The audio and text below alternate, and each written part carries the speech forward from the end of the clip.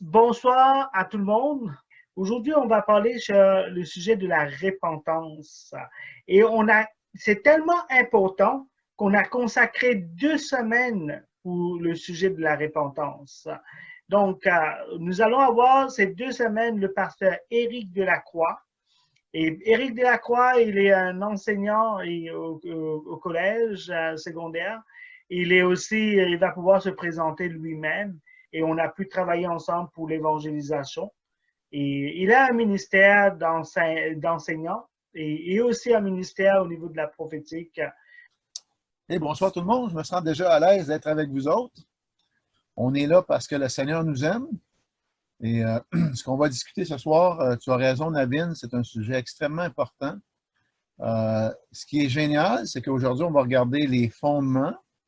Et la semaine prochaine, j'aimerais vous donner un peu mon témoignage, comment Dieu m'a montré que la repentance est un processus qui se continue dans notre vie chrétienne. Et Dieu nous montre que la Bible dit qu'il va terminer le travail qu'il a commencé en nous. Alors, ce qui est génial, c'est que Dieu prend plaisir de donner à ses enfants. Mais on va apprendre ce soir à demander. Alors, Jésus a dit, demandez, car votre joie sera parfaite.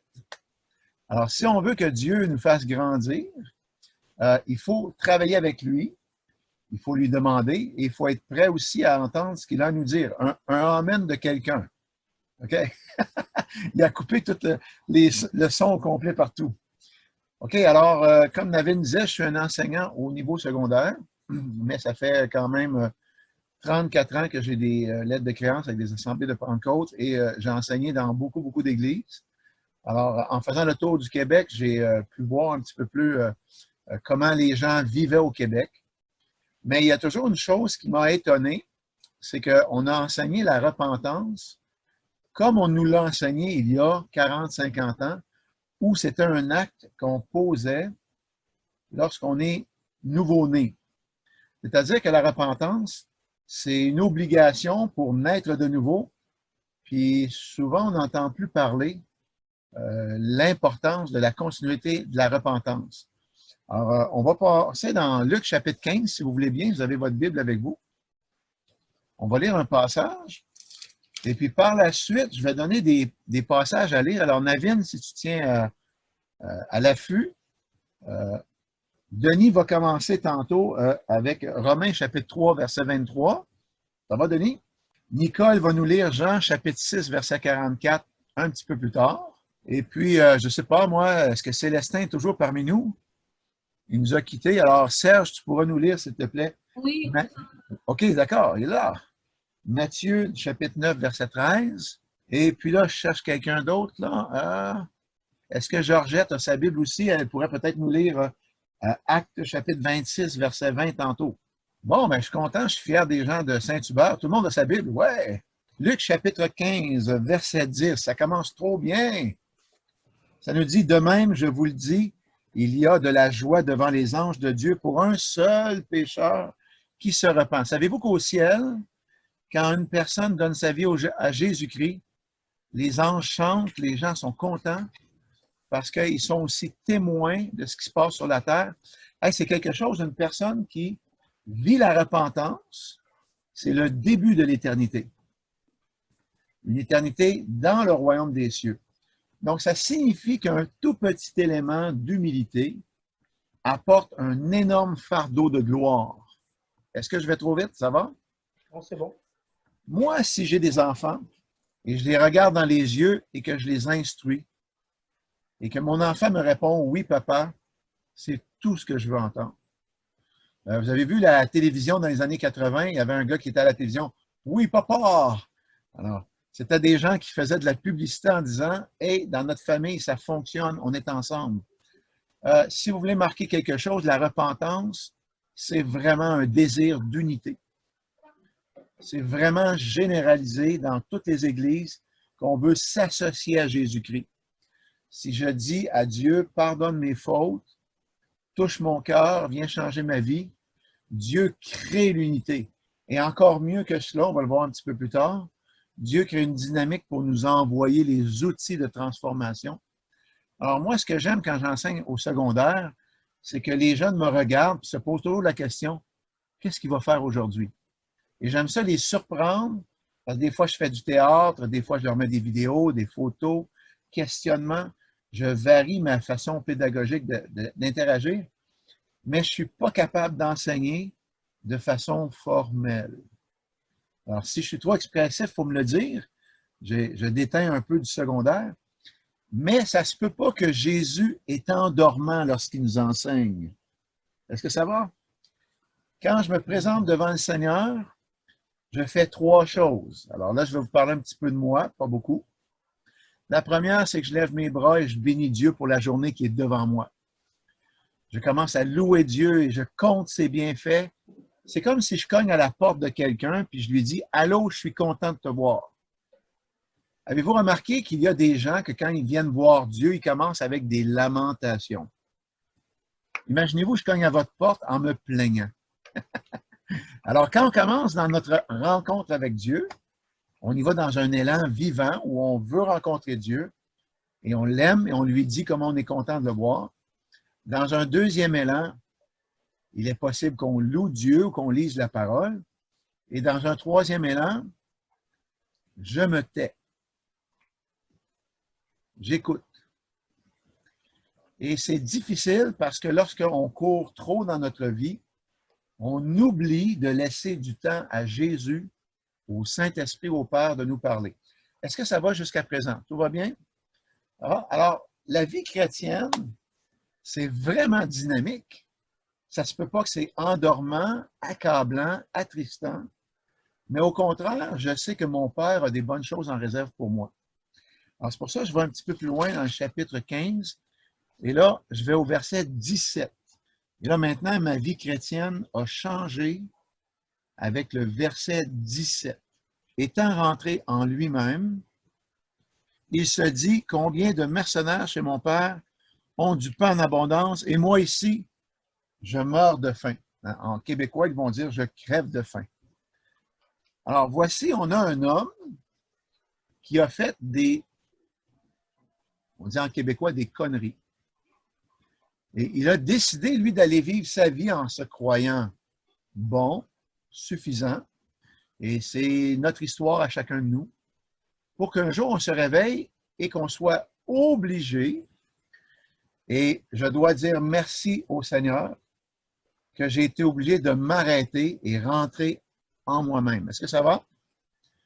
Donc, la vie chrétienne, c'est une obligation d'écouter le Saint-Esprit qui nous parle, d'écouter ce que Jésus a de préparé pour nous parce qu'il a un plan.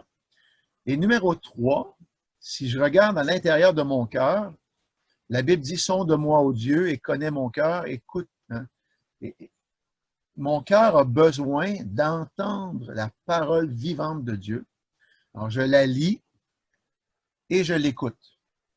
Et là, il se produit quelque chose, si j'écoute vraiment, il va se produire un vent de l'Esprit de Dieu, parce que Dieu qui est bon va être fidèle, va venir nous visiter. Alors, la base de la repentance, tout le monde la connaît, c'est de prendre du temps, de demander pardon à Dieu pour nos péchés. Ça va, c'est trop facile. Mais ce qu'on ne sait pas, c'est que la repentance est un processus continu dans la vie chrétienne. Ça ne peut pas être l'affaire d'une fois. On m'a enseigné dans plusieurs églises que je vais qualifier de religieuses, qu'une fois que tu as demandé pardon à Dieu, c'est terminé, tu es sauvé, tout va bien. Et là, je me rends compte de 4 choses que les chrétiens vivent. Numéro 1, on manque d'outils. Qu'on soit des parents, qu'on soit des ministres, qu'on soit des ouvriers dans l'Église, on a besoin d'outils. Numéro 2, on a besoin d'entendre la voix de Dieu. Moi, là, quand j'étais jeune, je courais, je lançais mes bras à mon père, je voulais qu'il me prenne, qu'il me chatouille, qu'il passe du temps avec moi. Numéro 3, c'est trop important que je rentre en moi-même pour que Dieu me montre ce qui est caché. Est-ce que ça va? Le caché, il est là et j'ai un espoir parce que Dieu me connaît mieux que moi-même. Si Dieu me parle, c'est parce qu'il veut me construire. Je connais ce Dieu-là. Et numéro 4, à cause du plan que Dieu a pour moi, je ne peux pas rester au niveau où je suis. L'enfant en première année gradue, et parce qu'il sait lire, il dit à ses parents, je ne retourne pas à l'école, j'ai appris à lire. Mais quelle folie! Ça signifie que dans le ciel, il y a des bibliothèques, des écoles, il y a des lieux de formation. Le ciel, il est fantastique. Moi qui suis enseignant, je suis excité parce qu'au ciel, on n'arrête pas la formation. Et j'ai entendu le témoignage d'un homme qui est revenu de l'au-delà et qui a dit que le Seigneur s'informe constamment de ses enfants pour voir leur progression.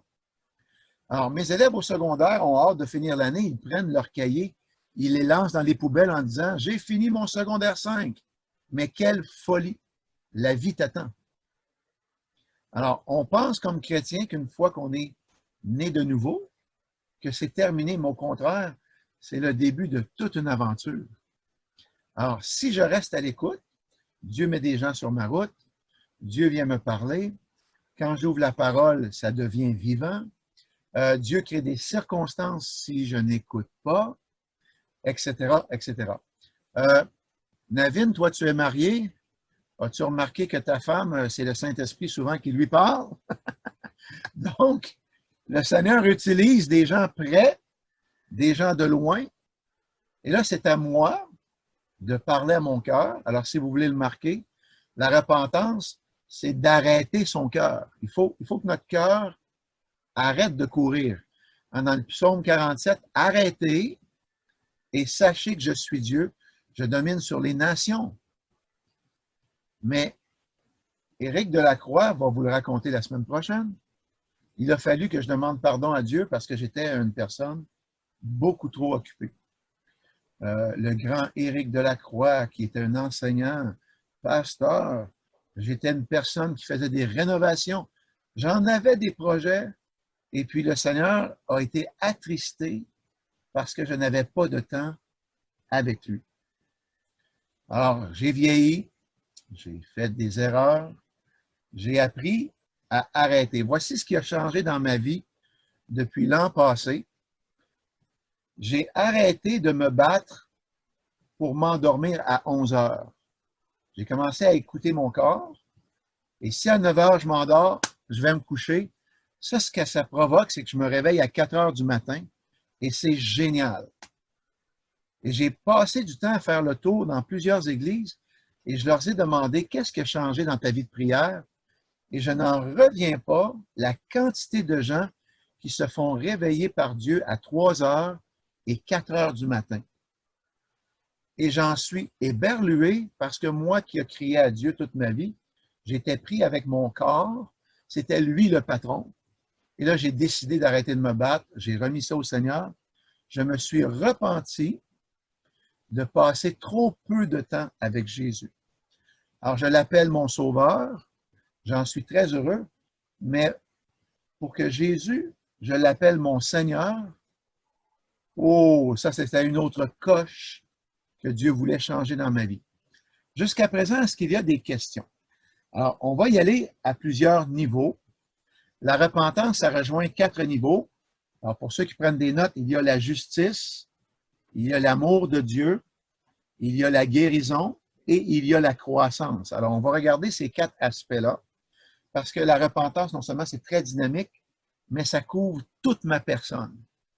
Et ça, c'est vraiment génial parce que quand je vais te regarder au ciel, tu vas être beau, belle, encore plus qu'aujourd'hui, parce que le Seigneur va poursuivre son œuvre de justice, d'amour, de croissance et de guérison.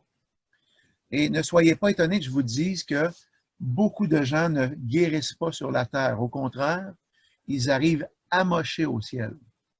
Il faut que Dieu termine son travail. Et la Bible dit que c'est lui qui va essuyer les pleurs de nos yeux. Donc, nous allons arriver au ciel avec des combats, des gens qui vont être perdus pour l'éternité. Et ça va frapper nos cœurs. Il faut que Dieu termine le travail. Alors, il y a un sérieux derrière la vie chrétienne parce qu'on réalise que ça ne se peut pas que la vie chrétienne, c'est d'aller à l'église le dimanche. On se reverra la semaine prochaine. C'est une aberration. La vie chrétienne, c'est qu'à chaque jour, Dieu me fait un cadeau et moi, je cherche sa présence et j'entre dans sa justice, son amour, sa guérison et la croissance. Alors, on y va avec Denis qui nous lit Romains 3, 23. Vas-y avec ta belle voix, Denis. Oui, monsieur. Oui. Romains 3, 23. Oui. Car il n'y a pas de distinction. Tous ont péché et sont privés de la gloire de Dieu. Merci, Denis. J'ai fait tomber mes élèves en état de choc aujourd'hui parce que je leur ai dit, savez-vous, tout le monde qui sont des croyants, ils croient tous que les gens qui font des bonnes actions, qui font le bien, vont au ciel, et que ceux qui font des péchés ou de la méchanceté s'en vont en enfer. Tous les élèves ont dit, oui, c'est ça. Le ciel, c'est pour les bonnes personnes. L'enfer, c'est pour les mauvaises personnes. Et je leur ai dit, vous êtes tous dans l'erreur, vous êtes tous dans le champ de patates. Tout le monde comprend ça au Québec. Et là, ils étaient éberlués devant moi parce que toute leur religion leur disent toute la même chose. Mais l'évangile, l'évangélion, c'est la bonne nouvelle. Au ciel, c'est rempli de pécheurs. Vous faites exactement comme mes élèves aujourd'hui. Le ciel est rempli de gens qui ont fait des mauvaises actions. Pour y aller, il n'y a qu'une seule façon, c'est se repentir, demander pardon à Jésus-Christ pour nos péchés. Il faut que la justice de Dieu soit accomplie. Merci beaucoup, Denis. Nicole va nous parler de l'amour envers Dieu ou de Dieu pour nous. Alors, tu nous lis Jean 6, 44. Nul ne peut venir à moi si le Père qui m'a envoyé ne l'attire, et je le ressusciterai au dernier jour. Eh bien, on a un verset qui parle de l'œuvre complète d'amour de Jésus-Christ. Et c'est très étonnant parce que quand Jésus appelle, ça se ressent. Alors, c'est Dieu qui nous appelle, qui nous délivre, qui nous sauve. Donc, moi, la réponse que je lui donne, c'est la repentance.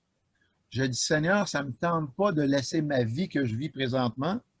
Je ne sais pas vers où tu vas m'emmener, donc c'est une œuvre de foi et de confiance. Quand je donne ma vie à Jésus-Christ, je débute la confiance avec lui. Vous m'excuserez, je vais être un petit peu plus direct. Quand une femme veut marier un homme, c'est toute une œuvre de foi. Et vous m'excuserez, je vais dire que cette femme-là se repent de son ancienne vie pour rentrer dans une nouvelle vie avec son mari. Alors, j'ai compris que l'un l'autre, nous nous aimons et nous délaissons l'ancienne vie pour une nouvelle. Le Seigneur Jésus-Christ met en action des centaines de choses dans les cieux, mais parce qu'on ne le voit pas, on pense que l'œuvre de rédemption, c'est moi qui s'est repenti. Hey, ce n'est que le début, alors que dans les cieux, il y a des anges, il y a des livres, il y a le Saint-Esprit, il y a le Père, il y a le Fils qui intercède. Hey, c'est incroyable, pourrais-je dire, tout ce que Dieu met en action pour que ma croissance et son amour viennent à moi. Ça va? On continue avec la guérison. Matthieu chapitre 9, verset 13. Serge, tu peux nous lire ça si tu veux dire? Papa, c'est ça qui est écrit sur ton chandail, papa. Oui, je vais lire le livre de Matthieu chapitre 9, verset 13. Oui, vas-y, papa. Allez et apprenez ce que signifie. Je prends plaisir à la miséricorde et non au sacrifice, car je ne suis pas venu appeler de justes, mais de pécheurs. Bravo, merci beaucoup, Serge. J'arrive à Dieu et je me présente avec ma justice. Tu sais, oh Dieu, comment je suis bon. Une chance que l'Église m'a parce que tu m'as appelé, puis je vais te servir, Dieu, mais à ma façon, à ma vitesse. Et en plus, un jour, quand j'arriverai au ciel, tu me donneras ma récompense. Alors voilà, j'ai fait la démonstration de beaucoup d'orgueil. La Bible est très claire, les anges sont clairs, les révélations sont claires. Dieu, avant même qu'il t'a créé pour te placer dans le sein de ta mère, il avait au ciel des livres écrits. Le plan de Dieu pour ta vie, la mienne, est déjà tout écrit. Mais si je ne le suis pas, je vais avoir des objectifs flous, incertains, et pire que cela, quand je vais arriver au ciel, ma récompense va être maigre parce que je n'aurai pas entré pleinement dans la volonté et le plan de Dieu. Donc, la repentance, c'est que j'abandonne ma vie et je fais ce que lui me dit. Alors, on va le voir la semaine prochaine, le deuxième élan de repentance, et on va parler aussi du troisième élan de repentance, ce que très peu d'églises enseignent. Le premier élan, on va le répéter, c'est la vie de pécheur où on se consacre à Christ et on lui fait confiance, alors que c'est lui qui fait beaucoup plus de travail que nous. Un bébé, vous savez, c'est les parents qui travaillent beaucoup plus que le bébé. Hein? Le bébé doit boire sa bouteille, mais il faut qu'il la boive. Alors, si on ne se repent pas, on décide d'aller abreuver ailleurs, on n'aura pas la croissance que Dieu veut pour nous. Le deuxième élan, c'est un élan où on embarque dans le plan de Dieu et on entre constamment dans la présence de Dieu pour être renouvelé, régénéré et faire le plan de Dieu. Et on le verra la semaine prochaine. Le troisième plan, c'est ce qu'on appelle le niveau de combat, où la maturité est suffisante. Et là, on se bat pour la vie de d'autres personnes. Et c'est à ce niveau-là que souvent, on est aussi attaqué par des forces démoniaques, parce que là, si on ne sait pas comment se battre, on ne sait pas comment se repentir au moindre problème, l'ennemi a une porte ouverte pour venir nous détruire. On va en parler la semaine prochaine. Ça va? Y a-t-il des questions, commentaires, frustrations jusqu'à présent? Tout va bien? Moi, j'ai une question. Je n'ai pas de commentaire, mais je trouve ça bizarre que dans le fond, des hommes encore pécheurs vont avoir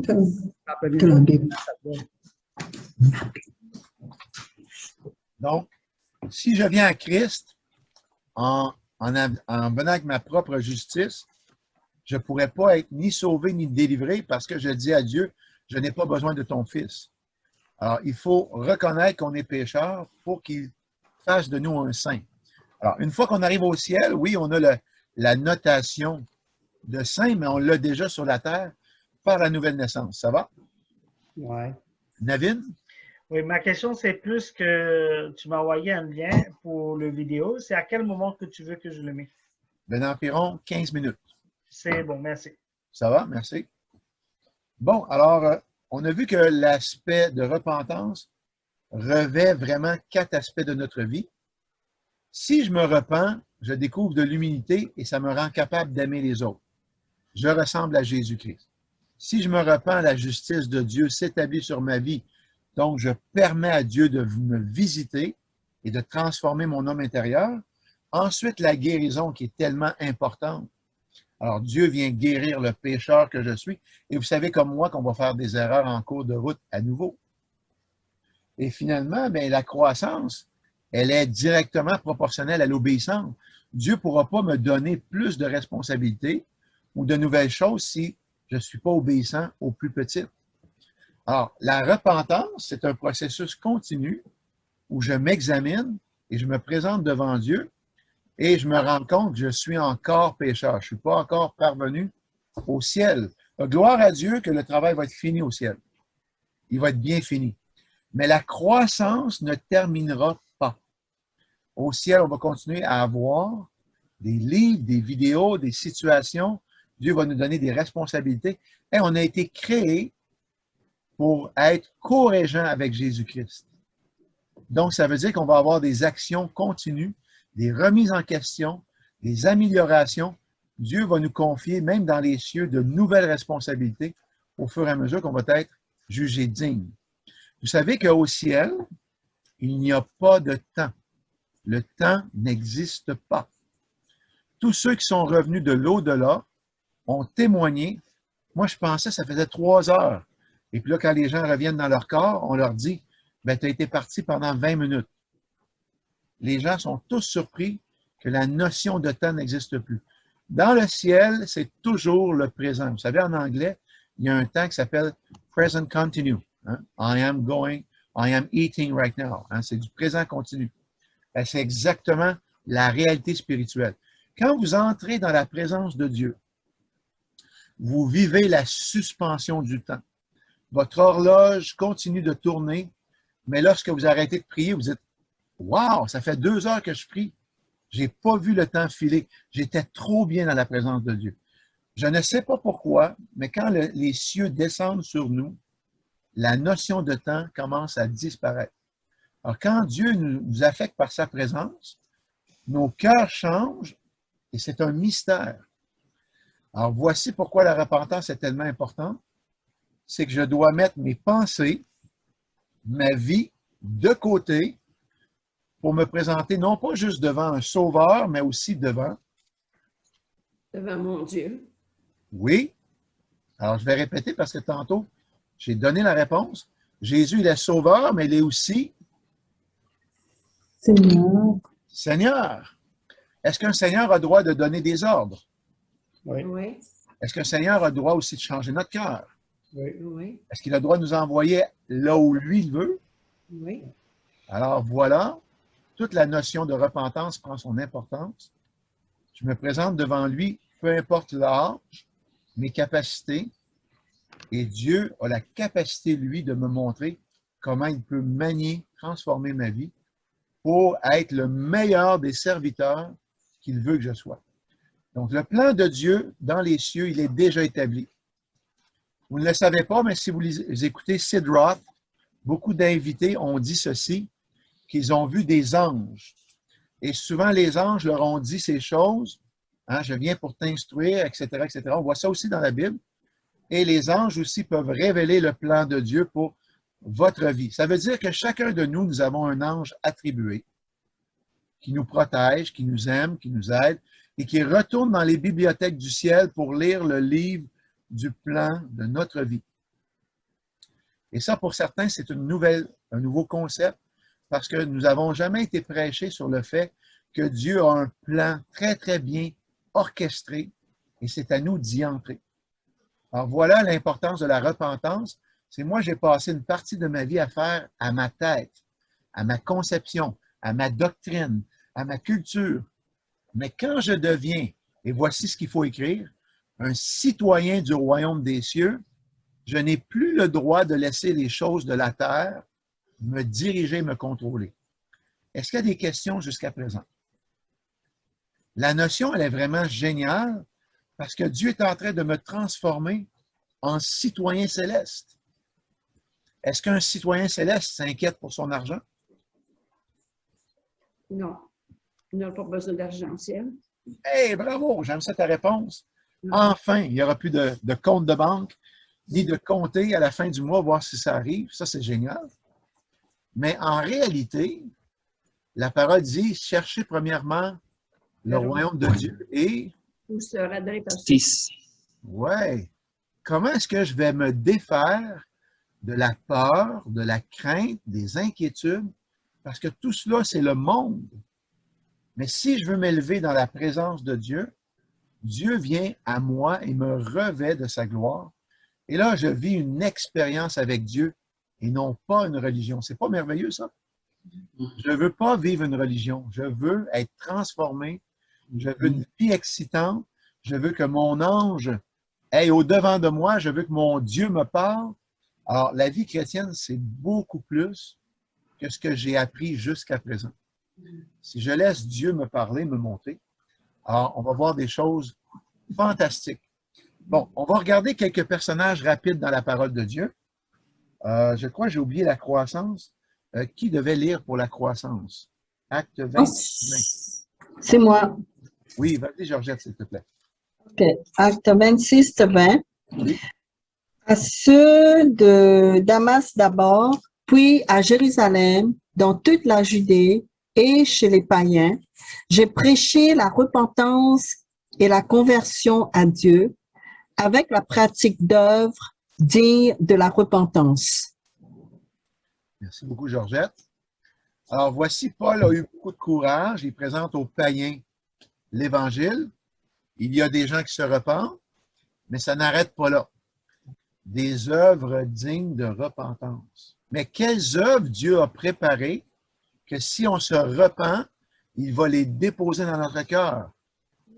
Bénédiction, oui.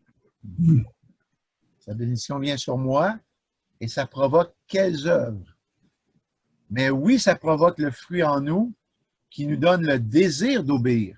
Alors, on va faire quoi? Est-ce qu'on va travailler toute notre vie pour faire de l'argent, c'est ça? Travailler, nettoyer sa maison, réparer sa voiture, ça tourne en rond, ça, hein? L'obéissance. Dieu, oui, l'obéissance continue. L'obéissance à quoi? L'obéissance, être attentif à sa volonté, écouter sa voix, puis être prêt à obéir en tout temps. Bon, alors là, on est vraiment sur la piste. Je vais vous les donner les œuvres que Dieu veut qu'on pratique parce qu'on se repent. La prière. Oui.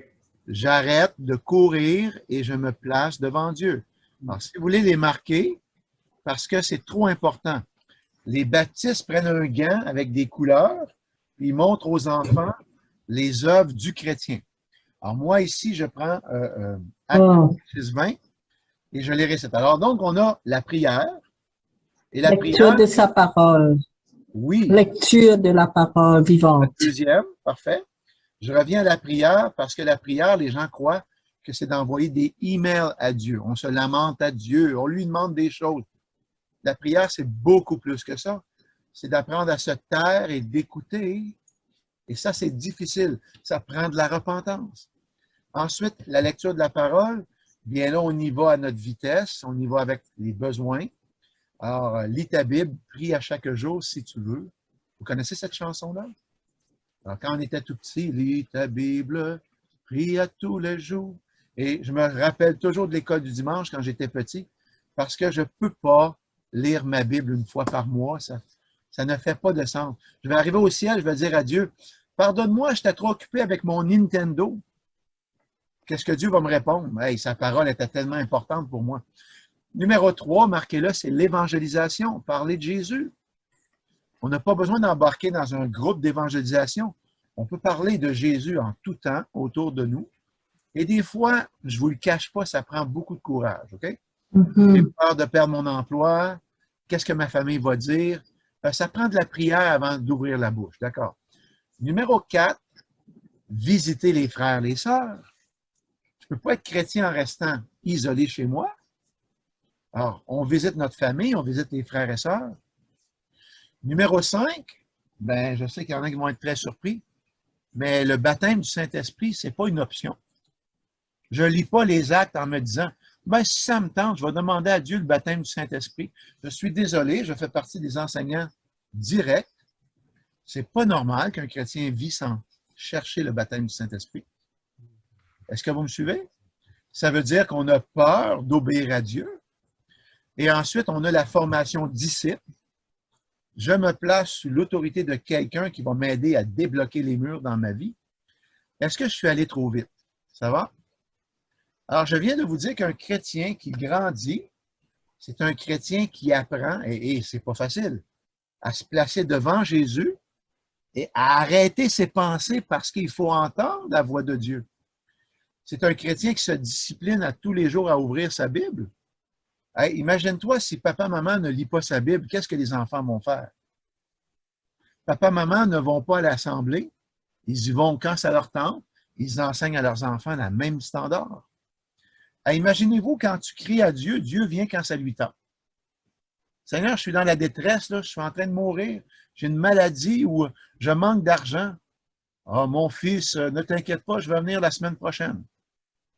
Alors, vous avez compris que Dieu, qui répond à notre cri, lui qui est en amour avec nous, ne comprend pas que l'on vit un double standard où on vient à Dieu seulement que quand ça nous tente, ça ne fonctionne pas.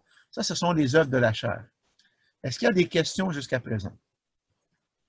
Alors maintenant, ce qui est rendu vraiment intéressant, c'est que la repentance, c'est tellement positif, et là, on peut le marquer, je suis transformé à l'image de Jésus.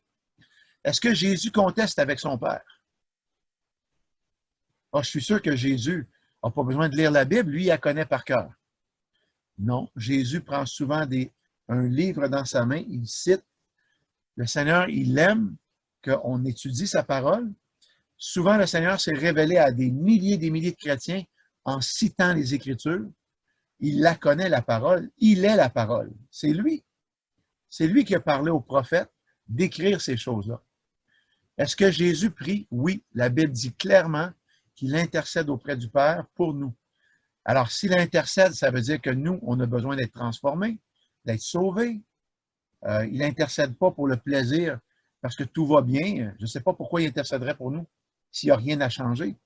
Alors, ça veut dire que notre croissance, elle est continue et que notre mode pécheur a besoin encore d'être transformé. Est-ce que ça va jusqu'à présent? Oui. Des exemples de serviteurs de Dieu qui ont vécu des éléments dramatiques qui ont nécessité une repentance continue dans le temps et non pas une seule fois. Le roi David dans 1 Samuel chapitre 11. Cet homme-là s'est fait avoir par une séduction spirituelle et sexuelle. Il est tombé très bas avec Bathsheba, et dans le chapitre 12, c'est tragique, Dieu lui a dit que l'épée ne quitterait plus sa famille parce que Dieu avait été déshonoré par ce péché-là. Effroyable. Alors, malgré que David s'est repenti de tout son cœur, l'enfant qui est né de Bathsheba est mort. Donc, ça veut dire que nos péchés ont des conséquences.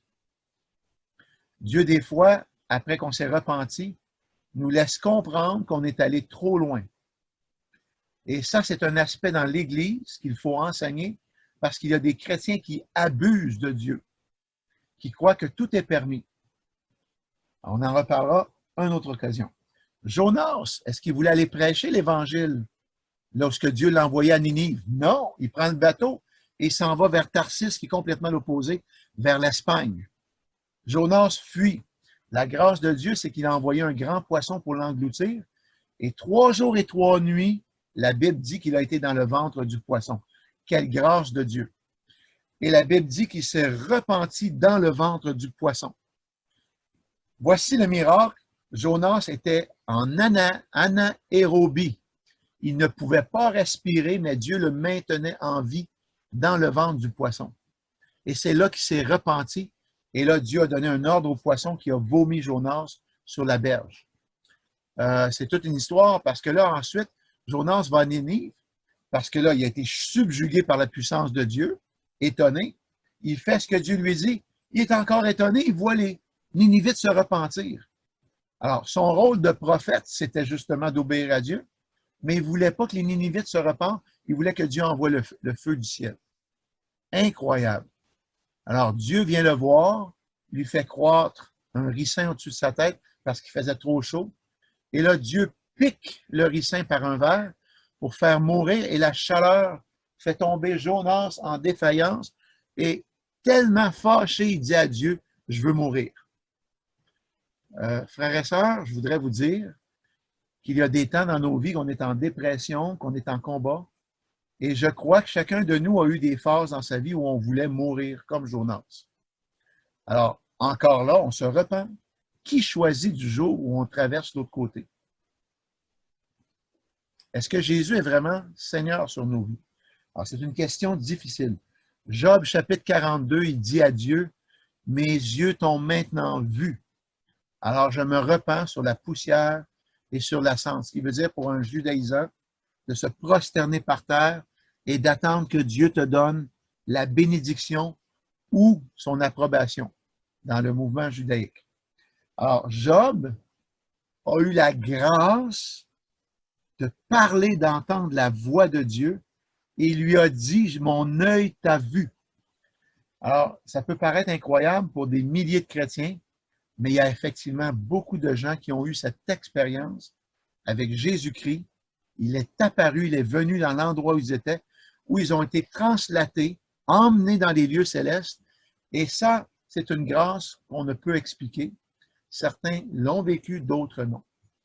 Par contre, on va parler la semaine prochaine que si un chrétien entre dans une période de jeûne prolongée dans la repentance, il risque de vivre des expériences comme cela. On continue avec Jean-Baptiste. Jean-Baptiste prêchait la repentance.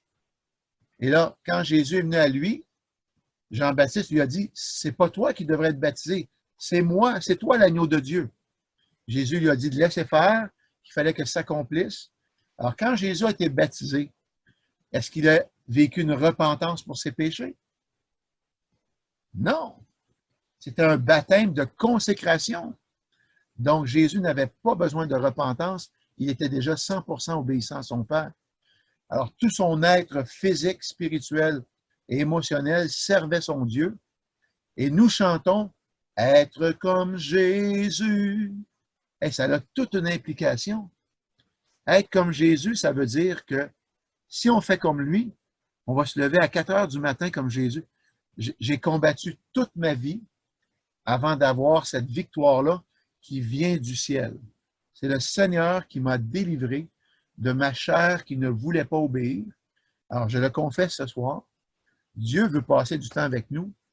Alors, il ne veut pas qu'on se batte avec lui. Il veut qu'on l'aime. Et une fois qu'on entre dans la présence de Dieu, On ne veut plus la quitter, on est trop bien. Certains chrétiens m'ont dit qu'ils ont vécu ça à l'Église. Avec la louange ou certains prédicateurs, ils ont ressenti fortement la présence de Dieu, mais ils m'ont dit qu'ils ne le vivent pas à la maison. Alors, voici ce que Éric Delacroix dit, repentance. Ferme ta télé, ferme les livres, arrête de réfléchir, loue Dieu et laisse-le venir par sa gloire et tu vas ressentir sa présence. Jésus a prêché la repentance.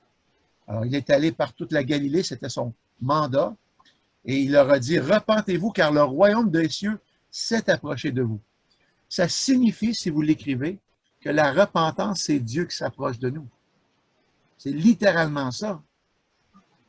Le Dieu merveilleux a tout à me donner, mais c'est moi qui est orgueilleux qui dit, je ne suis pas prêt, ça ne m'intéresse pas, c'est pas le bon temps, ça ne me tente pas, j'ai trop de... Est-ce que vous me suivez là, ça va?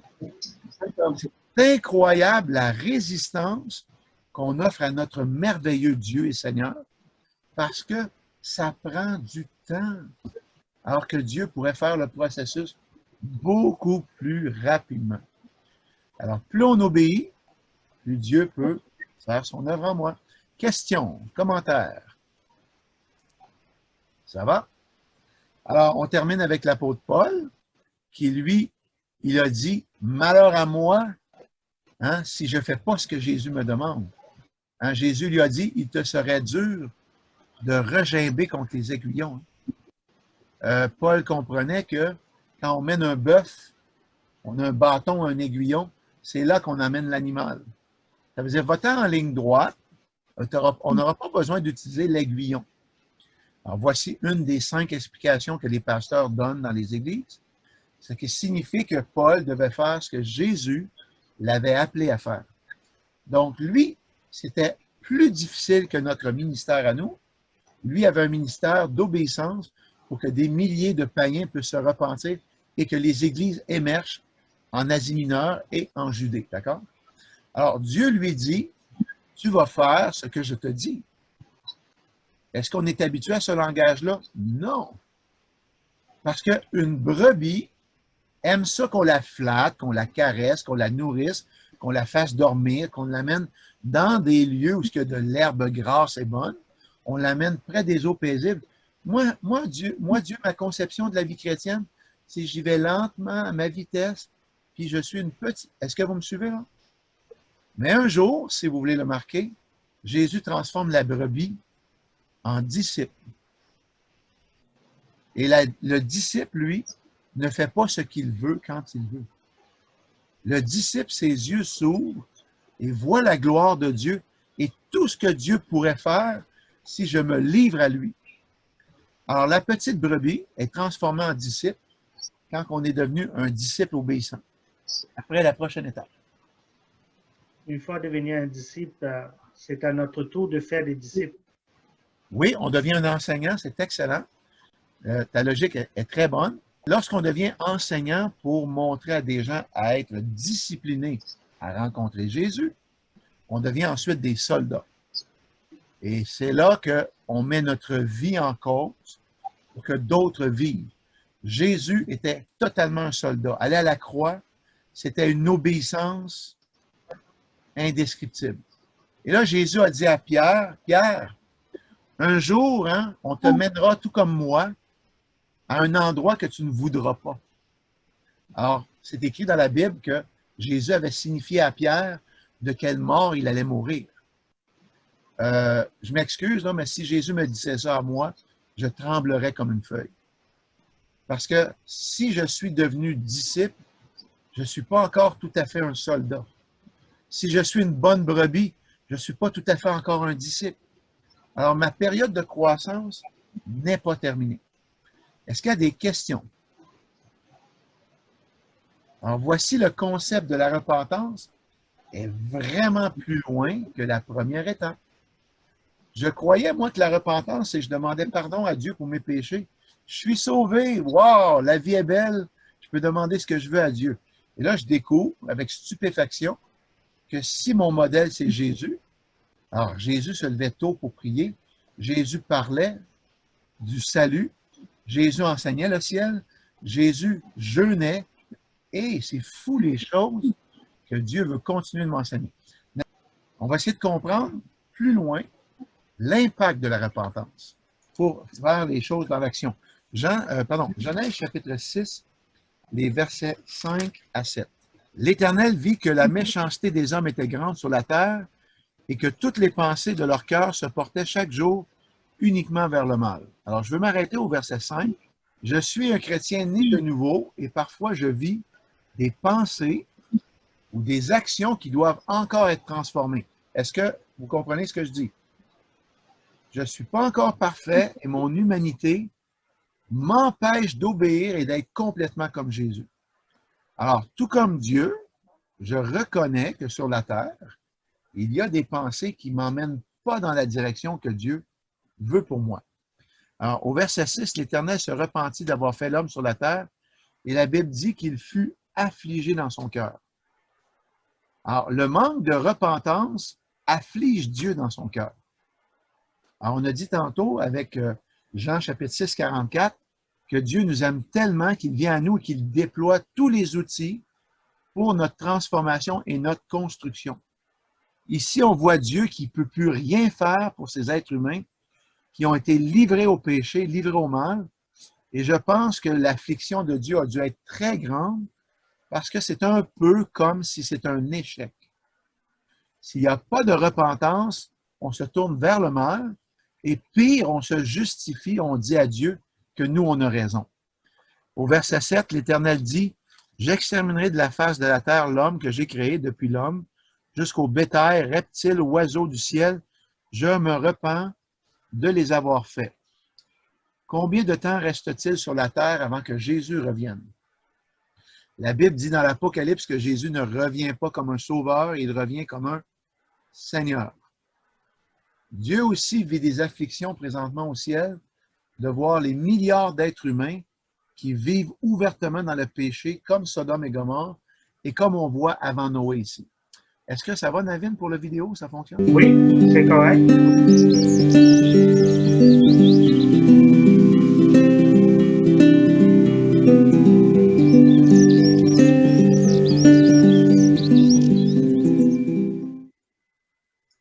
Nous allons parler de la véritable repentance. Une personne qui se repent, c'est une personne qui tourne complètement le dos à son péché.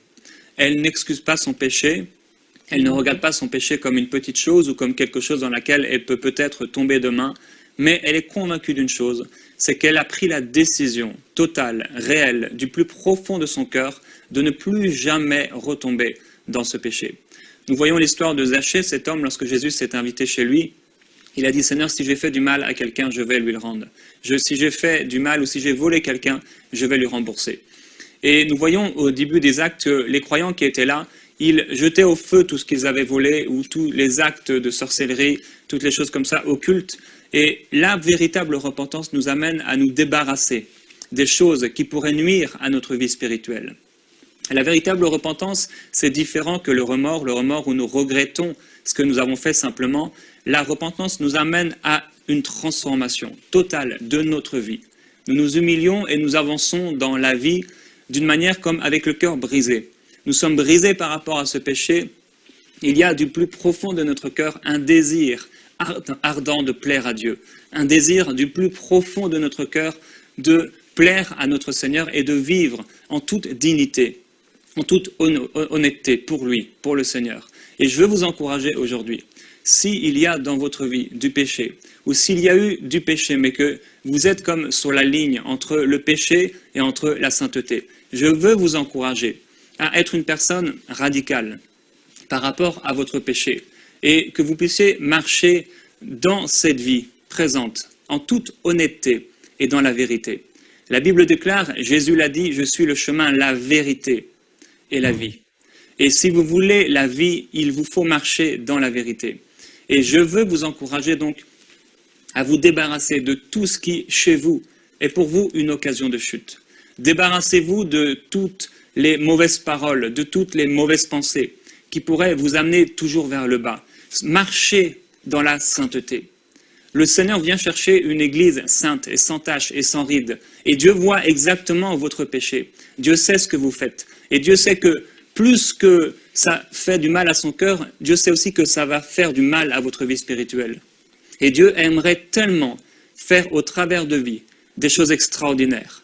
Dieu aimerait tellement vous remplir du Saint-Esprit et vous amener à des actions extraordinaires, voire des miracles, et que vous puissiez pleinement entrer dans son plan. Mais si vous demeurez dans ce péché, Dieu ne pourra rien faire avec vous. Si vous n'êtes pas radical par rapport à ce péché, vous allez passer à côté de ce que Dieu veut pour vous. Le Saint-Esprit peut vous aider aujourd'hui, mais tout ça, ça part d'une décision. Père, comme Zachée, je veux renoncer à mon péché. Je décide de rembourser ce que j'ai volé. Merci beaucoup, Navin.